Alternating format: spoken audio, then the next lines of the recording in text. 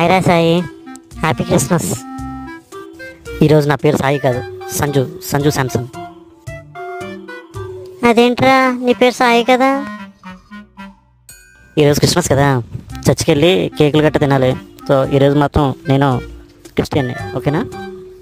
ఈ పేరు ఏంటి బాబు? నా పేరు సంజు శాంసన్.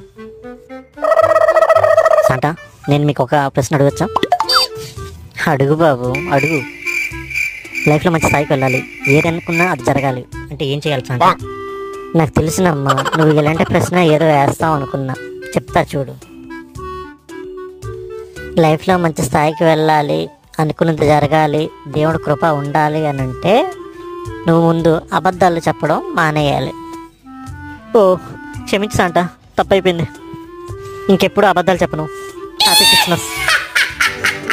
మేరీ క్రిస్మస్ నాయనా, మేరీ క్రిస్మస్.